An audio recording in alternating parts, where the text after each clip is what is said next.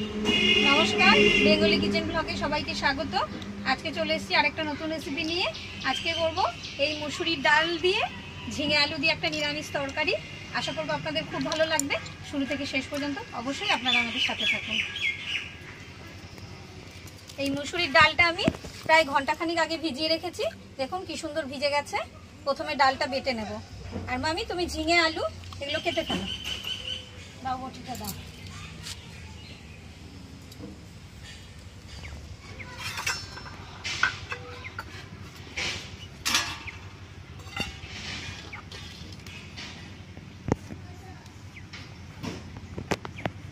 মুসুরির ডালগুলো ভিজে এরকম ফুলে মোটা মোটা হয়ে গেছে। তবে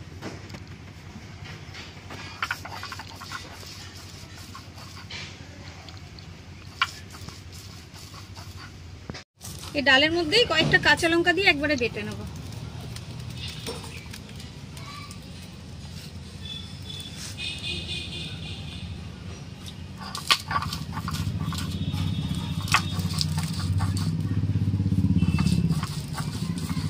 ঝিঙেগুলো আমি সুন্দর করে ছুলে নিয়েছি। এবার আমি ঝিঙেগুলো কেটে নেব।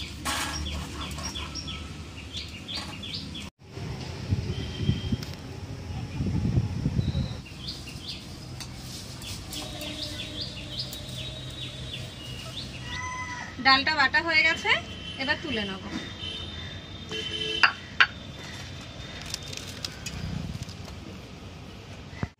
বড়ার তরকারির জন্য আমি মশলাটা করে নিই।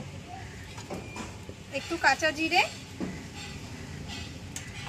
2-4টে কাঁচা লঙ্কা আর 2-1টা শুকনো লঙ্কা মিশিয়ে বেটে নেব। আমি আদা কাটলে? হ্যাঁ, এই যে আর একটু আদা দিয়ে দেবো, দিয়ে একসাথে বেটে নেব।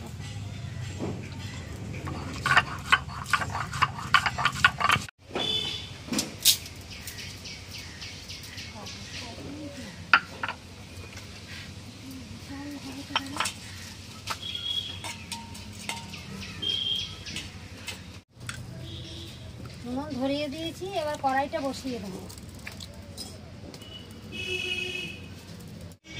মামি কড়াই গরম হলো? কড়াই তো গরম হয়ে গেছে, বড়াটা রেডি করো।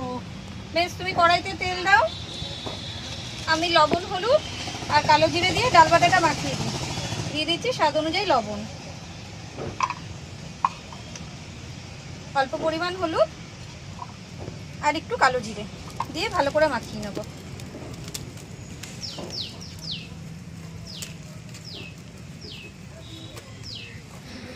বড়ার তরকারির জন্য আমি ছোট ছোট করে বড়া করে নেব। সবাই বড় বড় করে বড়া করে তরকারি করে, কিন্তু দেখুন আমি একটু ছোট ছোট করে তরকারি করব।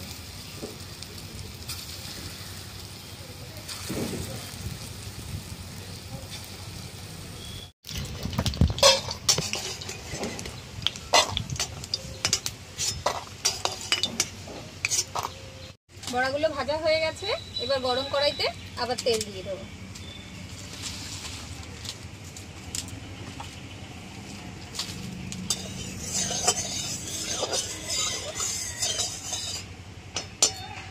আমি এই তেলে এখন কিন্তু কোনো ফোড়ন দেবো না, আমি পরে আবার ফোড়ন দেবো তরকারিটায়। ওই জন্য এবার আলুটা ভেজে নেব।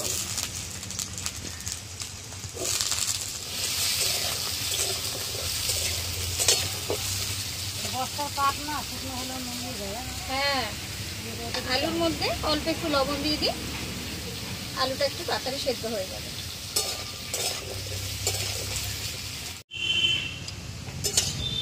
আলুটা ভাজা ভাজা হয়ে গেছে, এবার এর মধ্যেই আমি বেটে রাখা মশলা আর নুন হলুদ একসাথে দিয়ে দেবো। মশলার মধ্যে হলুদ আর লবণ দিয়ে দিলাম, অল্প পরিমাণ জল দিয়ে এটাকে গুলিয়ে নিয়ে আলুর মধ্যে দিয়ে দিচ্ছি।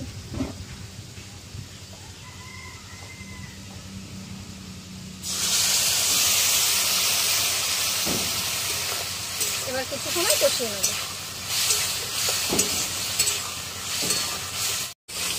মশলাটা কিছু সময় কষিয়ে নিয়েছি, এবার দিয়ে দেবো এর মধ্যে ঝিঙেগুলো। ঝিঙেটা দিয়েও একটু কষিয়ে নেব।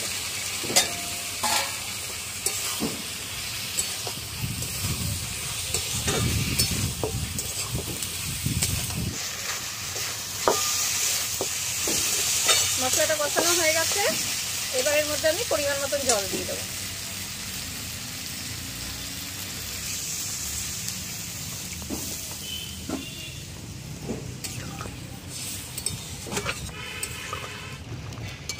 ঝোলটা টকবক করে ফুটে উঠেছে, এবার ভেজে রাখা বড়াগুলো দিয়ে দেবো।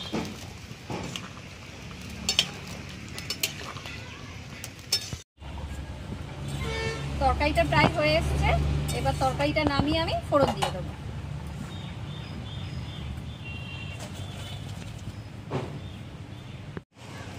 কড়াই আবার ধুয়ে বসিয়ে দিয়েছি, ফোড়নের জন্য কড়াইতে সর্ষের তেল দিয়ে দিলাম।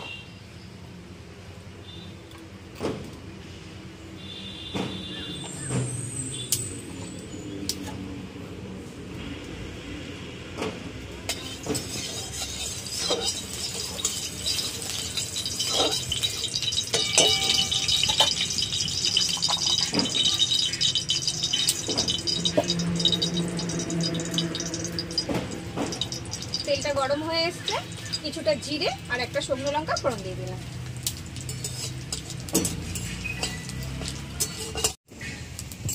ফোড়নটা রেডি হয়ে গেছে, এবার তরকারিটার মধ্যে ঢেলে দেবো।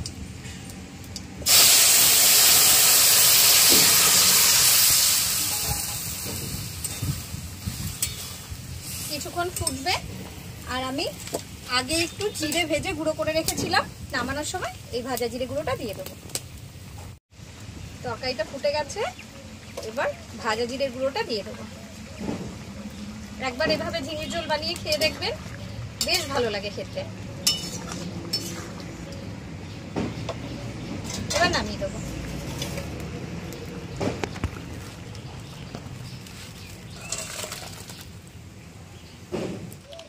আমাদের এই রেসিপিটি আপনাদের কেমন লাগলো অবশ্যই কমেন্টে জানাবেন।